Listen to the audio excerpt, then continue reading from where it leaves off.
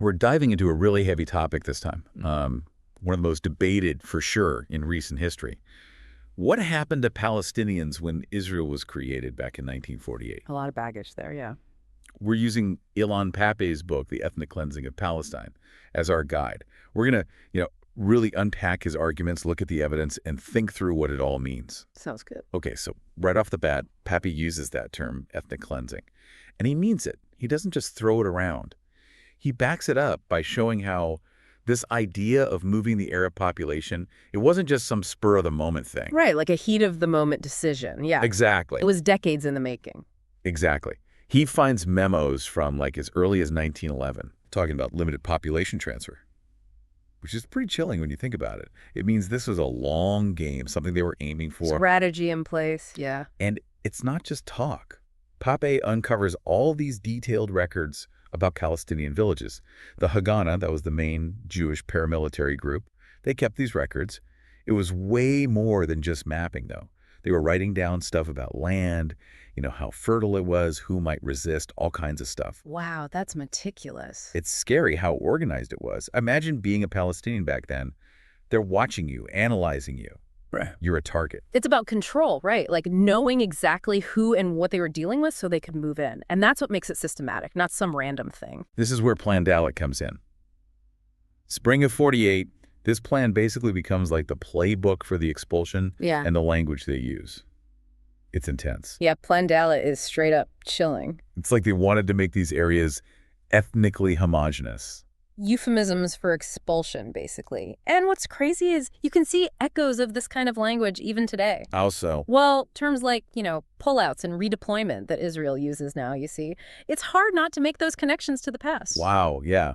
So we've got this systematic plan unfolding, but then there are these moments where it's like, wait, it didn't always go down like that. Pappe talks about these cases of, and I'm quoting him here, peaceful coexistence. Places like the Druze villages or Nazareth where they didn't kick everyone out. Right, right. Makes you wonder, what if things had gone differently? It's a huge question. Were those genuine attempts at, actually living together? Maybe some commanders were different, or maybe it was strategic, let's make some exceptions so it doesn't look as bad.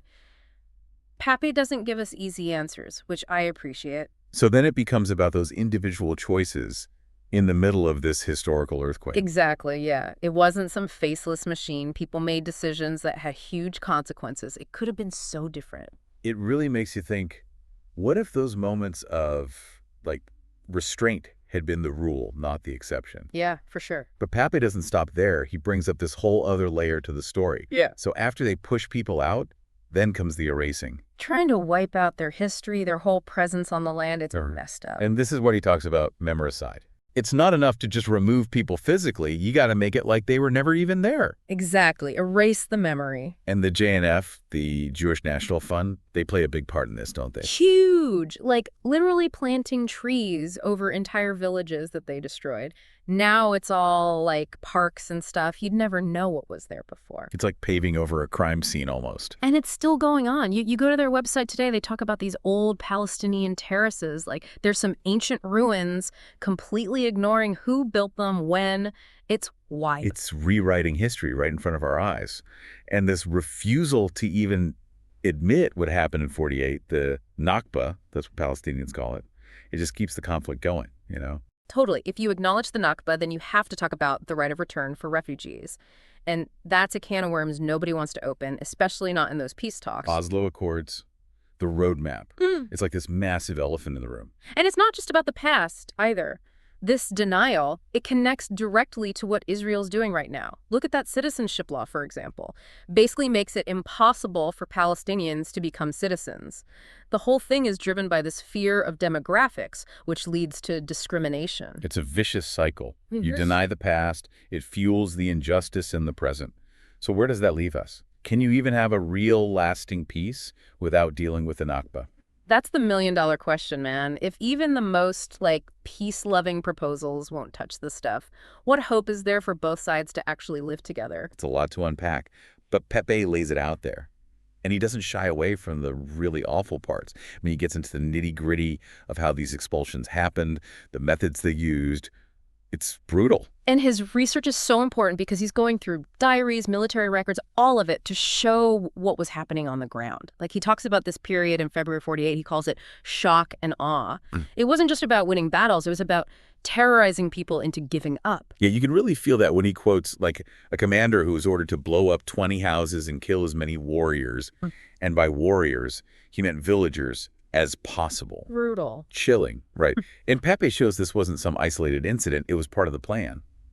Plan Dalit rears his ugly head again. Organized, systematic violence. It's just hard to wrap your head around how coordinated it was. And the psychological stuff, too. Yeah. Using loudspeakers to spread rumors, tell people to run, then tell them something else. Right.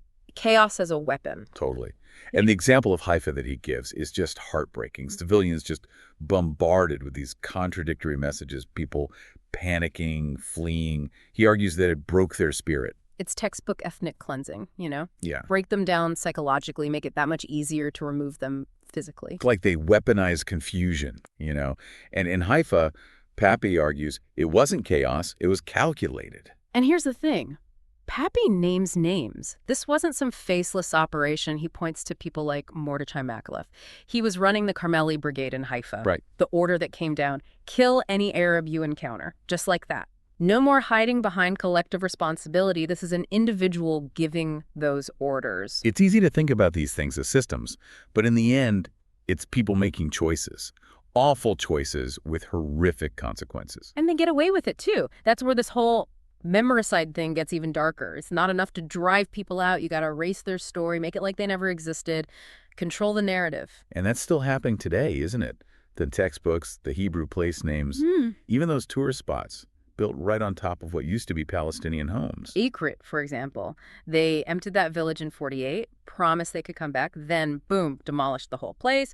Or look at the JNF. They plant trees on top of villages, market them as, you know, these beautiful natural spaces, never mentioning the people who live there.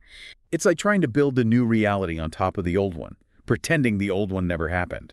And as long as that denial of the Nakba continues, real peace seems impossible. Right, because it's not just about history being accurate, it's about justice.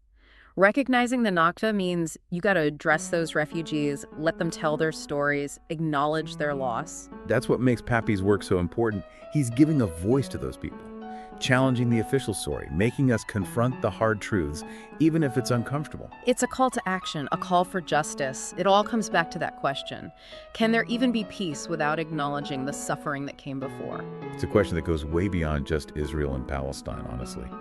It's something we all have to wrestle with anytime we see injustice. Can we build a better future without understanding the past, without learning from it? That's what Pappe makes you think about, you know. He really does. It doesn't let you off easy. Real peace, lasting peace, has to start with justice, has to start with truth.